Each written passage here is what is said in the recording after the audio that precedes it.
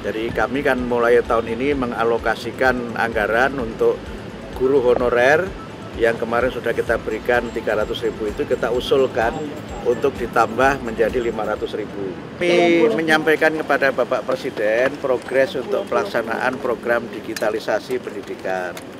Yang alhamdulillah sekarang sudah mulai proses untuk pendaftaran dan penerimaan sekolah-sekolah yang siap untuk menerima. Dan insya Allah semuanya lancar, dan saya ingin juga menyampaikan bahwa sekolah-sekolah itu kami data mana yang sudah siap, dan itu kami nanti akan kirimkan sesuai dengan data yang dikirimkan sekolah itu. Jadi kalau kemarin sempat beredar kabar bahwa semua sekolah itu yang sudah tidak perlu dikirim, itu tidak benar adanya berita itu. Karena pengiriman itu berbasis form yang kita siapkan, dan sekolah yang memang tidak memerlukan ya tidak kita kirim. Tapi semuanya berjalan dan sesuai arahan Pak Presiden, insya Allah program ini akan bisa kita laksanakan secara benar, sesuai dengan aturan yang ada dan sesuai dengan arahan Bapak Presiden. Begitu. Jadi berapa total sekolah yang sudah siap, Pak? Yang sekarang kami masih nunggu pengembalian formulir, nanti kami akan update perkembangannya, dan kami juga sudah menyiapkan materi-materi pembelajarannya, sudah ada lebih dari 2.500 paket pembelajaran yang nanti dipakai untuk sekolah-sekolah yang menggunakan IFP itu. Kemudian juga kami sudah menyiapkan pelatihan untuk gurunya, supaya alat itu dapat digunakan dengan sebaik-baiknya. Gitu ya. Terima kasih. Ada ya. usulan agar tunjangan DPR yang tinggi ini baiknya dialokasikan ke guru. Tanggapannya gimana, Pak? Kami kemarin sudah rapat dengan Komisi 10 DPR, dan kami berterima kasih kepada Komisi 10 yang memberikan dukungan penuh kepada Kementerian Pendidikan Dasar Menengah, terutama untuk yang pertama peningkatan kesejahteraan guru. Jadi kami kan mulai tahun ini mengalokasikan anggaran untuk guru honorer yang kemarin sudah kita berikan 300.000 itu kita usulkan untuk ditambah menjadi 500.000 per guru per bulan. Kemudian PIP yang selama ini hanya untuk pendidikan mulai dari SD sampai SLTA, mulai tahun ini kami usulkan untuk TK itu juga mendapatkan PIP yang nominalnya kami usulkan 450.000 per siswa per tahun.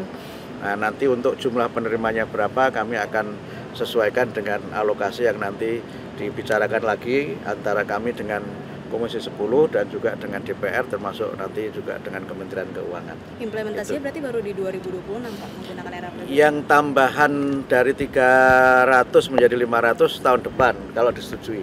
Yang sekarang yang 300 kan sudah. Kemarin yang 7 bulan kan yang 300 sudah kita bagikan kepada guru honorer, yang semua dibagikan sekaligus sehingga mereka menerima 2,1 juta untuk 7 bulan, dan juga untuk tahun depan ya mudah-mudahan itu bisa disetujui DPR usulan penambahan dari 300.000 menjadi 500.000, dan nanti jumlah penerimanya akan kami data lagi, karena kan sebagian guru honorer juga ada yang nanti diangkat menjadi ASN, ada yang menjadi P3K dan sebagainya, sehingga nanti kami update lagi setelah ada progres yang berikutnya. Prof, gitu ya. Prof, kemarin kan di demonstrasi di DPR nih 196-nya ditangkap polisi, ini juga dinyatakan sebagai anak-anak ya, Prof. Ini ada himbauan nggak sih, Prof, kepada sekolah-sekolah gitu terkait itu? Ya, yang pertama kami menghimbau kepada para siswa di seluruh Indonesia untuk tidak terprovokasi oleh berita-berita yang tidak dapat dipertanggungjawabkan kebenarannya.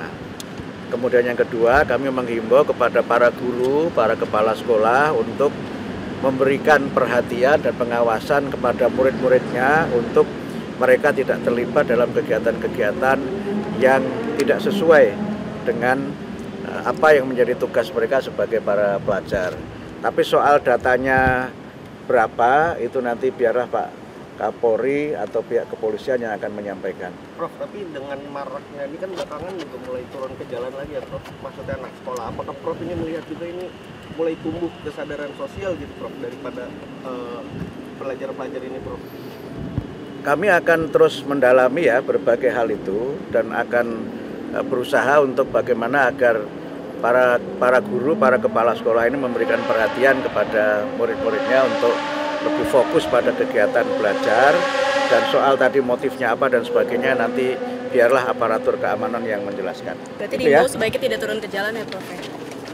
Ya kalau namanya pelajar itu ya belajar lah gitu, belajar di kelas, belajar yang bermanfaat untuk masa depan mereka.